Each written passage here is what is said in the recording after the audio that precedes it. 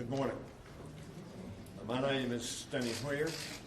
I'm the Majority Leader in the House of Representatives, the Democratic Leader in the House of Representatives. We have been out of Congress for just a few days on summer recess. During that period of time, we have confronted great tragedy. Sadly, continuing tragedy. How many Americans will lose their lives or their loved ones to rampant gun violence before the United States Senate takes action? So far this year, more than 9,000 Americans, that's in 7 months, have been killed by gun violence, including those killed in more than 250 mass shootings this year in America. The attacks in El Paso, in Dayton, in Gilroy, California, and the violence, all within about 7 days of one another, more than the neighborhood of 50 Americans lost their lives to gun violence.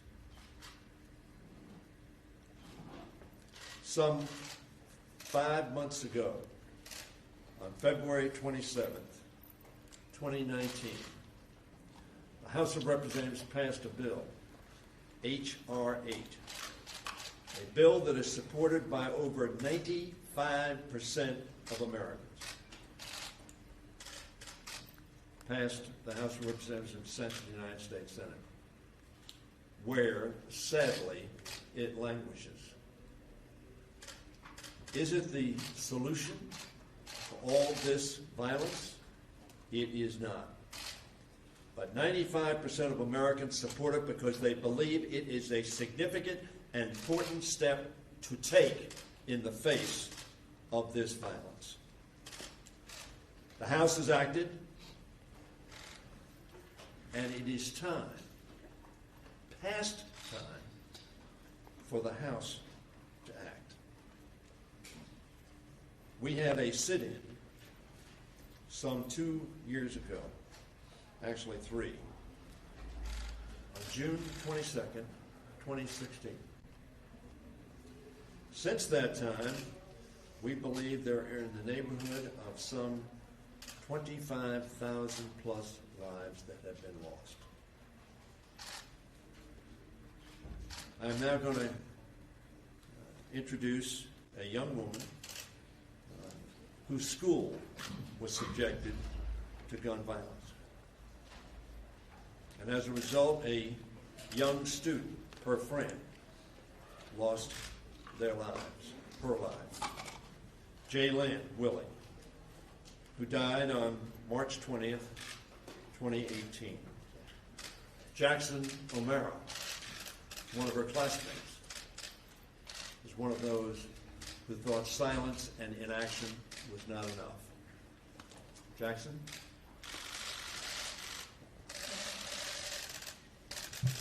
Good morning. My name is Jackson O'Mara. I'm 18, and I'm the State Director for March for Our Lives of Maryland. I recently graduated from Great Mills High School in Southern Maryland.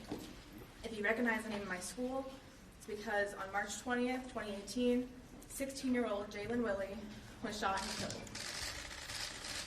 And our entire community was traumatized. I'm here today to represent the young people all across America who've had their lives ripped apart by gun violence. I'm here today to represent the young people who want a change. And I'm here today to tell Senator McConnell that it's time to take immediate action on gun violence. We need a clean version of S-42, we need a grant system for states to adopt ERPO laws, and we need funding for the CDC and NIH to do their jobs and research gun violence. At this point, there are 2 options. Either the Senate votes on and passes this life-saving legislation immediately, or we vote out those who stand in our way. Gun violence is a national crisis, and the Senate needs to start acting like it. Thank you.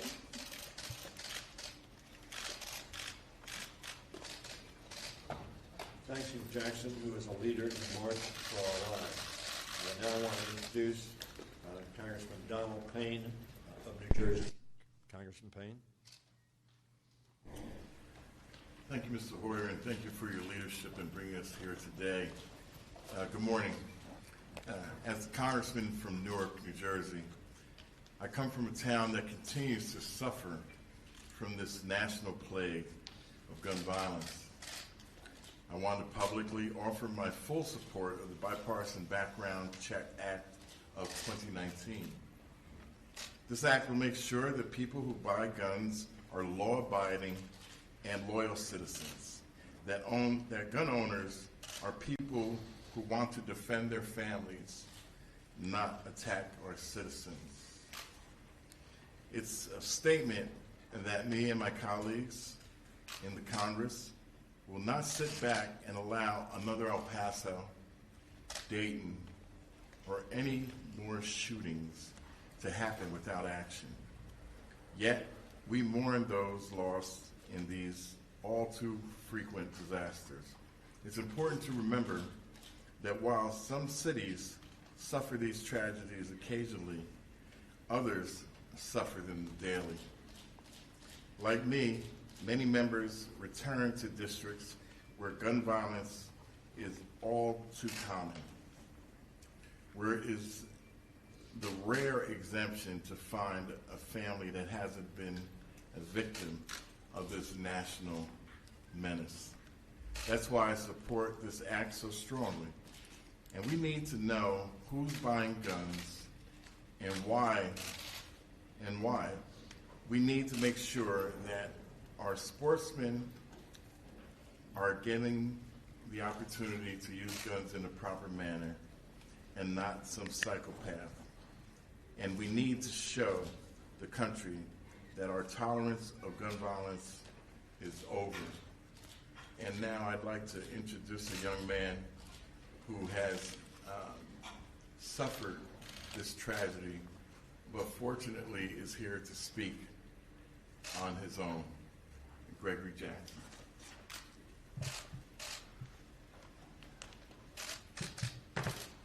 Good afternoon. I'm Gregory Jackson with the Community Justice Action Fund, but also a survivor of gun violence. And first of all, I want to thank the House of Representatives for making such a strong stride forward to reduce violence. As hopefully many of you know, hundreds of thousands of people survive an act of gun violence every year. And while we may think that's a small thing that they're still here and they're still standing strong, what we don't see is the hours of therapy they go through, the months of trauma, the tears in their families' eyes, and just frankly the years, maybe even a lifetime of emotional trauma after going through an act of violence. I grew up in rural Virginia where guns were seen for ways to hunt and maybe protect yourself, but in 2013 I was struck down by a stray bullet when someone literally tried to take my life. And after 21 days in the hospital, 6 months of recovery, I was able to get back on my feet, but I'm still emotionally dealing with that every day. And I've spoken to hundreds of survivors who are going through the same thing every single day and really waiting for Congress to step up and do something. In our cities, every day we are losing folks. In D.C., we lost a 10-year-old that was walking across the street to get ice cream to gun violence. A 12-year-old was shot down at a McDonald's after a few weeks after hosting his own gun violence prevention rally. And this is an epidemic that is hitting people in our communities every single day. So I beg of the Senate to step up and do something, to step up and push H.R. 8 and pass H.R. 8, and also continue to strive forward to pass legislation that will prevent gun violence that's traumatizing so many lives every day. So thank you. Thank you very much, Greg. Now I want to introduce Dr. He's going to introduce the doctor. Congressman Don Beyer of Virginia. Congressman? Thank you, Leader Hoyer. The issue that brings us here today is deadly serious. If this is a typical day in the United States, there will be at least one mass shooting. They don't all make the national headlines like El Paso or Daytona, but they claim a huge toll in American life. And Mitch Mcconnell isn't doing anything about it. And this isn't because he doesn't know what the problem is or how to solve it. We know exactly why he isn't here. He's waiting for the outrage to die down, for the headlines to change, for the people to turn the page and think about something else. But as he delays and waits for people to lose interest, 100 Americans are dying every day from gun violence. In another hot Washington, D.C. 46 years ago, Dr. Martin Luther King Jr. told the crowd which had assembled in front of the Lincoln Memorial, "We have come to this hallowed spot to remind America of the fierce urgency of now.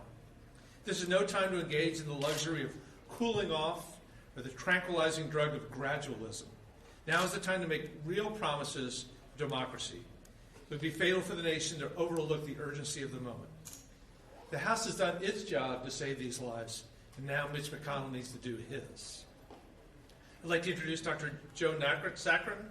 He's an assistant professor of surgery, director of emergency general surgery, and associate chief of the Division of Acute Care Surgery at Johns Hopkins Hospital.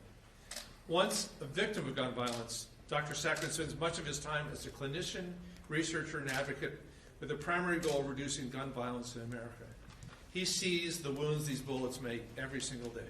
And he founded This Is Our Lane to bring together healthcare providers to advocate for solutions to gun violence. He also serves on the board of directors of the Brady campaign. Dr. Saccharin.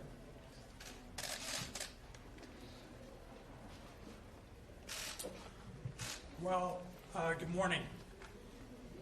First let me thank the majority leader for his leadership and the rest of the team for being here today. I stand before you not just as a survivor of gun violence or a Brady board member, but as a trauma surgeon, as one of many healthcare professionals that are front and center of taking care of these patients day in and day out. And make no mistake about this, over the next decade, over 1 million Americans will be shot. And that doesn't even begin to tell the impact that has on society. The mothers, fathers, sisters and brothers that are devastated after these senseless injuries. And if we're being honest, the mainstream media covers this issue around mass shootings. But there are young men from black and brown communities that are injured and killed in cities like Baltimore, Chicago, Philadelphia. And those stories often go untold. Look, this is a complex health problem. As the congressman said, there is no one solution. It's a multifaceted approach. The House has done their job. They passed H.R. 8. And now we are calling on Senator Mitch McConnell to take action, not sides. It's about time that we start approaching this issue as a uniquely American problem, because that's what it is. This is not a Republican problem. It's not a Democratic problem. It's an American problem. Is it going to solve everything? No. But it's a step in the right direction, and it is critical. Since the Brady bill has been passed, over 3.5 million firearms have been kept out of the hands of people that shouldn't have them, like felons, domestic abusers, and those that are a danger to themselves or others. So we're calling on the Senate to have the moral courage to do the right thing, because Americans are not going to stand on the sidelines of history as people continue to be injured and killed. Thank you. Thank you, Doctor. At this time, I want to introduce the gentlewoman from Michigan. She probably has been involved with this issue perhaps longer than any of us. She and her husband have been outspoken advocates, and I appreciate her coming from Michigan to introduce one of our speakers and to give her testimony as well, and urging Mr. McConnell to act. Debbie Dinkle, Michigan. Thank you, Stephen Hoyer, for your leadership and for holding this today. 10 days ago, the weekend that is the most recent episode. We've now seen 253 mass shootings.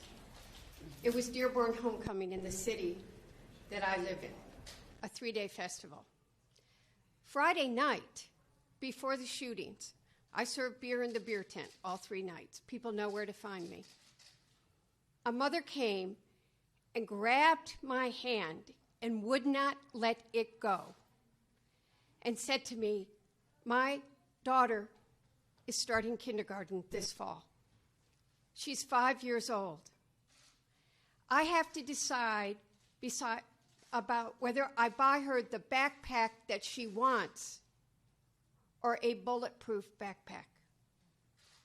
Her daughter is on the autistic scale, and she said to me, "She'll never stay quiet in a closet. I'm scared to death. You have to do something. You have to do something." On Sunday, after the shootings, I was in the Access Tent, which is an Arab American organization in my hometown. And little kids, they know me as Miss Debbie, said to me, "Why do people hate us? Are we safe? Our children are going back to school in a couple of weeks. Some before Labor Day, some after Labor Day. I shouldn't be answering questions of mothers, of kindergartners, or the children themselves about whether they're safe or they're hated. We got to stop this partisan bickering. I spent my married to John Dingell. And look, I can't hide from it. The New York Times told you he was one of the founders of the NRA in the 60s and a board member. But before he died, when I'd spoken out again, he said, "Deborah, I'm proud of you. Times have changed. We have to do something. We can't keep going to our corners and not figuring out what we're going to do." The top 25 industrialized nations, 93% of the children between 0 and 14 that are killed by guns are American children. It's wrong. The Senate's got to come to the table. They've got to act. We've got to start to do something so our kids can start school and not look at me and say, "Are we safe? Why do people hate me?" And now I am proud to introduce Christian Hain, who's the Vice President of Policy at Brady, who also comes to this issue because of his own family. His parents were shot. His mother killed. Christian, thank you for being here.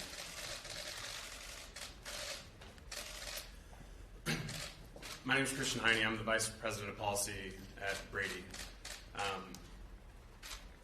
My parents were coming home in 2005 from a holiday vacation. They spent the weekend getting sunburned on a boat. When they came back, we experienced what far too many Americans experience every day.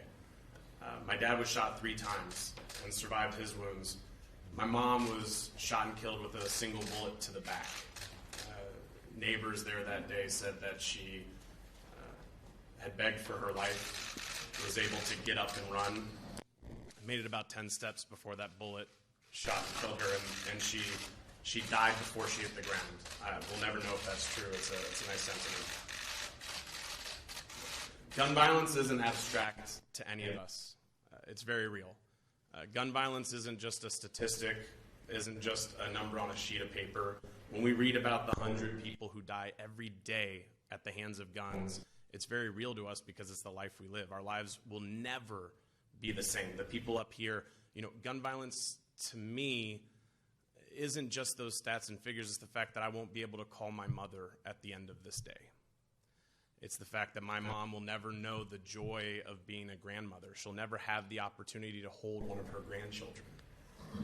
Gun violence to me is the fact that on my wedding day, not only is my wife never going to have the opportunity to know the most wonderful woman in my life, aside from her, it's that there was an empty chair that I had to stare at as my wife walked down the aisle. This is not abstract. This is not a conversation that's too soon or too early. It is way too late. The fact is we don't need action once recess is back. We don't need action 2 years from now. We don't need action in 2020 when we have potentially a new president or a new Congress. We need action right now. Mitch McConnell has bills on his desk right now, and every day that those bills are not signed into law, more people will experience what we live through every single day. The cost of this inaction, the cost of Mitch McConnell not bringing these bills forward, let's be clear, it's human lives. It's more children that will not be able to call their mother when they go home. It's more parents who won't be able to hold their children at night when they come home. The time is now, and we have to act. And I'm so thankful to have a House that is willing to take these steps. We need the Senate to follow suit. Thank you. Thank you very much. Now I'd like to introduce Anthony Brown from Maryland, who himself is a retired colonel, knows a lot about guns, and knows a lot about safety. Congressman Anthony Brown. Thank you. First, I'd like to thank Leader Hoyer for convening this conference and your leadership over the decades in our efforts to reduce gun violence across this country. I also want to thank my colleagues who've been long after this effort and have worked diligently day in and day out in their communities and in Congress as we struggle with this effort to reduce gun violence in our communities. I also want to thank the survivors, the family members, the victims who are here today, sharing your tragedy, your trauma, and putting a face on the impact that gun violence has on the families, the communities, and us as a nation. So I thank you for being here today. Our gun violence problem, as we all know, is an epidemic. More than 250 mass shootings this year alone, and more than several tens of thousands. You hear the numbers, they range, 36,000 people shot and killed on average every year in this country. In the face of this epidemic, Mitch McConnell is doing nothing. He won't even bring up bipartisan solution that we have passed in this House over 165 days ago. It's now the time for Mitch McConnell and President Trump to do something meaningful about gun violence in the United States. And meaningful action doesn't end with signing a bipartisan background checks bill, which is important. We must pursue our federal red flag law, similar to what we've done in Maryland, which is empowering law enforcement to remove weapons from those who pose an imminent threat to themselves and others. We have to ban high-capacity magazines that allow the Dayton shooter and so many others to fire off tens of rounds in merely seconds. We have to ban assault weapons to get these weapons of war off our streets. You know, I was asked recently, someone said to me, Congressman Brown, why do you have a bill in? I support banning assault weapons entirely. But I also have a bill in to raise the age to 21. I didn't come up with this idea. The day after the Parkland shooting, mass shooting, President Trump said, let's raise the age to 21, which is what the age is to buy a handgun from a federally registered dealer. But someone asked me, said, well, why should we raise the age for an assault weapon to 21 when we can let 18-year-olds fire an M4, an M16, an M60 machine gun, and even drive a tank in the United States military? There's a real difference. In the military, we put weapons of war in the hands of everyone from age 18 to 60 because they've got an important job to do. They have a job to go to war, win the war, come home to their families and their country. But the important thing, to come home to a country that is safe and secure. And we make this nation safe and secure when we take weapons out of the hands, particularly weapons of war, out of the hands of people who have no business having those weapons. In the military, we train, we supervise. There's a real purpose. There's no purpose of having an AR-15 semi-automatic weapon with 100-round capacity magazines. There's no purpose. There's a clear distinction in my mind, but more importantly, there's a clear distinction in the minds of the overwhelming majority of America. We in the House, my colleagues and I, we have done some important work. We've sent one bill, H.R. 8, over to the Senate. There's a lot more that we could send, but we said, let's act on this one, where there's almost universal consensus that this is an important step to make. So as we stand here today in a call for more efforts, was improving mental health and mental health services, addressing assault weapons, high-capacity magazines, let's start with passing universal background check, which has bipartisan support in the House and almost universal support among the American public. It is a real privilege for me to be here this morning with my colleagues, as I mentioned, but also to introduce Dr. Wendy Edmonds. Dr. Edmonds, who is my constituent, her sister, Sylvia Frazier, was one of 12 people murdered on September 16, 2013, at the Washington Navy Yard. Sylvia worked at Naval Sea Systems Command as an information assurance manager since 2000, a patriotic American dedicated to our country. She should be alive today with her family and serving her country, and she's not. Dr. Edmonds. I watched my sister Sylvia Renee Frazier move about the church gracefully as she put on a great, memorable dance performance. When the program was over, she said, "I'm exhausted." I hugged her neck, kissed her on the cheek, and I said, "Go on home, get some rest." Monday morning, September 16, 2013, I woke up, carried on with my usual routine, preparing for work. It was a beautiful, sunny day. Suddenly, my phone started ringing consecutively, and I found myself on conference calls with my sisters and my brother, talking about breaking news. There's been a shooting at the Washington Navy Yard.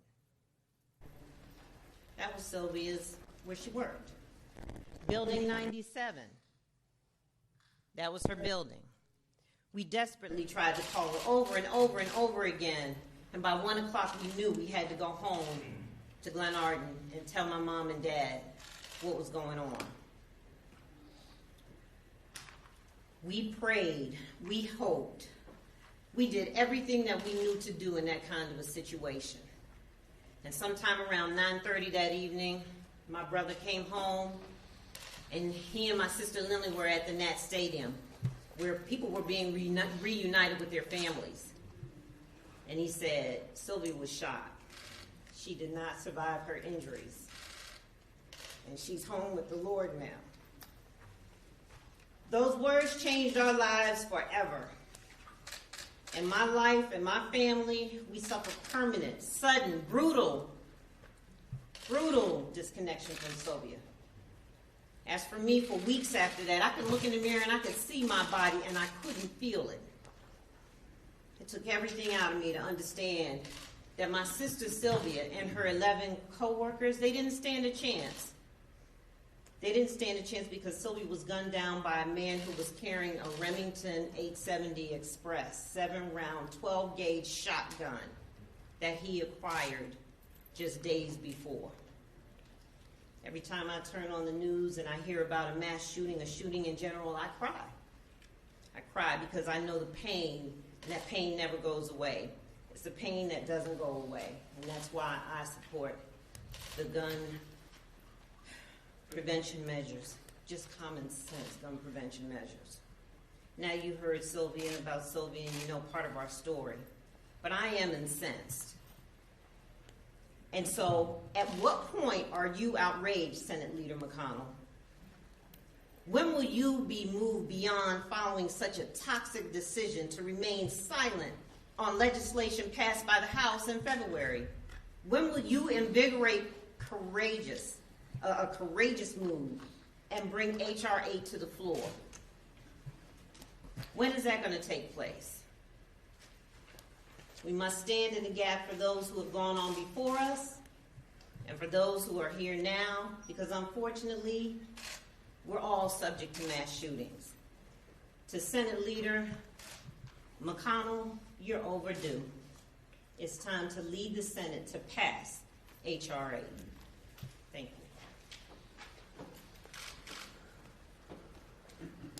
I want to thank all the speakers. I also want to thank my colleague, the chairman of the Foreign Affairs Committee, Elliot Engel, who does not have somebody to introduce but represents millions of people subject to gun violence and felonies on a daily basis. The statistics are stark. The statistics are daily occurrences. You said summons the courage. I've been in politics for a long time. It takes no courage to put on the Senate floor a bill that is supported by 90+% of Americans.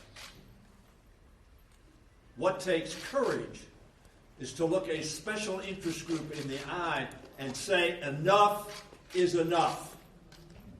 It is time to act. One of the great poets of our time, Bob Dylan, wrote a poem. It was called Blowing in the Wind, sung by Peter, Paul, and Mary, who sang at that March on Washington in 1963. I want to read you 6 lines from that poem.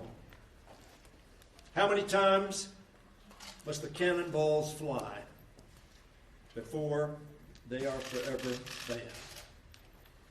How many times can a man turn his head and pretend that he just didn't see? How many deaths will it take till he knows that too many people have died?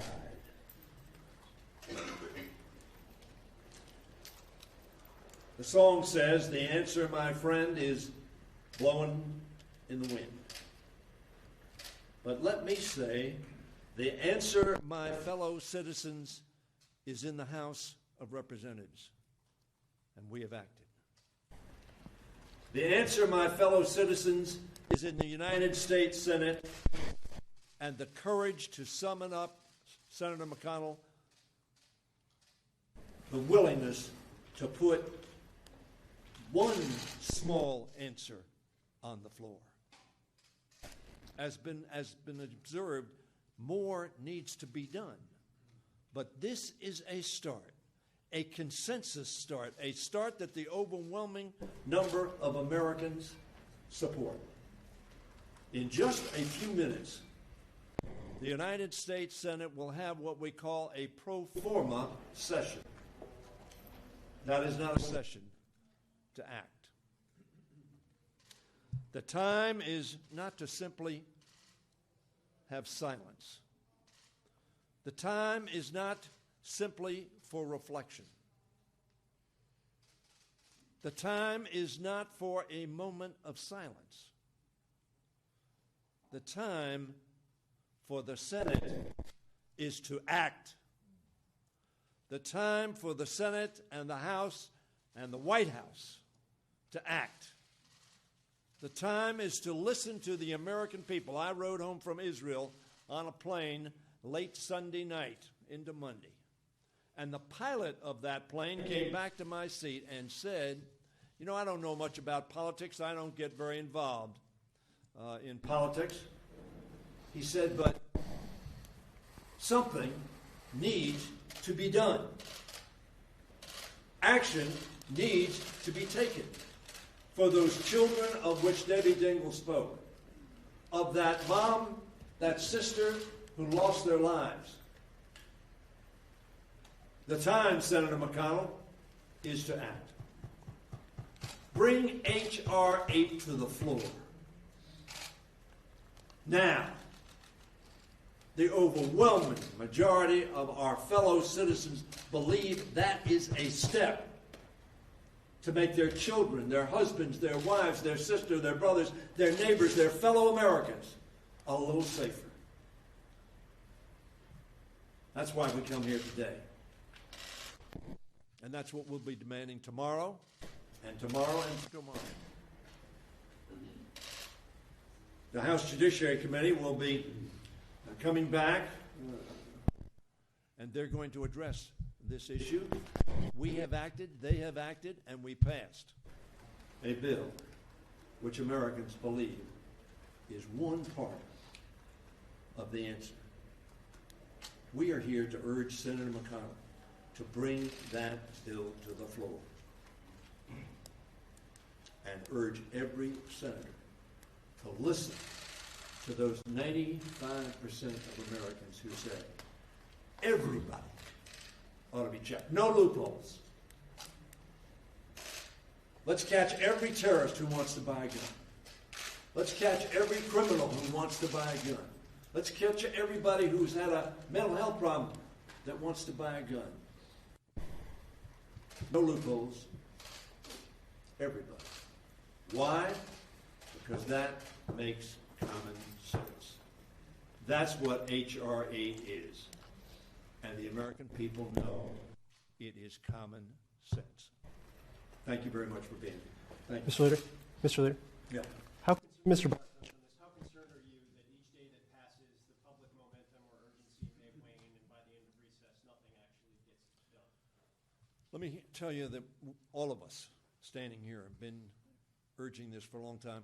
As I mentioned, 3 years ago, we saw over 50 Americans lose their lives at a nightclub, having fun. And we urged the House to act and the Senate to act, both controlled by the other party. No action was taken.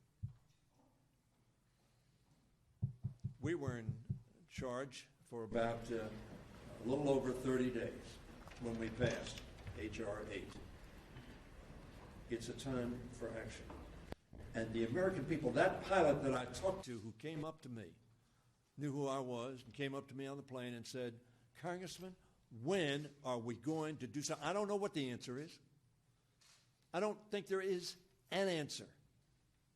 But not to act is irresponsible. I hope the American public every day, and somebody mentioned it, when one person loses their life, it doesn't really get a lot of coverage. If we had a moment of silence for every American that lost their lives, we wouldn't be able to do anything else. So we need to act. We won't act perfectly. We won't act in a way that stops all of this from happening. But not to act is a refusal to meet our responsibilities to the American people. Congressman, how do you explain to the public that right now one senator, Mitch McConnell, Republican from Kentucky, has the power to bring this type of legislation to a vote? I think the person that needs to explain that is Senator McConnell. And I think the American people need to be outraged by that refusal to bring a bill supported by over 90% of the American people to the floor for consideration. He doesn't have to vote for it. Every senator will have to make their own decision. But not to bring it to the floor is an abdication of his responsibility to the American people. Mr. Hoyer, so last if you can't see this bill voted on the Senate floor, something else significant that general counsel has to happen. Will you look to the CR or any appropriations process to put some kind of I think the answer to your question is we will take every opportunity we can to ensure that at least this step and more are taken. We can do what we can do. We cannot force Senator McConnell to do something. But the other 99 United States senators can force him to do something, and I would urge them to do so. Would that violate that deal you have on the poison pills, on the budget agreement? We don't necessarily have to take that on an appropriation bill. That poison bill was as to that process and the appropriations process alone. So there are many other ways we can act, and we should. Mr. Hoyer, another development that's happened over the recess is that now a majority of your caucus supports moving forward with impeachment. Yeah, but this is not about impeachment. But during the admin said last week that the House is now currently in formal impeachment proceedings. Do you agree with that? Look, this is. Oh, I want to stay focused. I want to stay focused. You want to say something? Yeah. I want to tell people who really, there is grassroots support across this country. This Sunday, in every state across the country, Mom Demands Action, the Brady Group, other guns will hold a rally in every single state. So those that care, those that want people to hear that they give a damn, excuse my language, get out there, show them, tell their senators it's time to act. Let's show that grassroots movement from one coast to the other coast and in the heart of the Midwest. And let's stay focused. Stay focused, too. Thank you very much.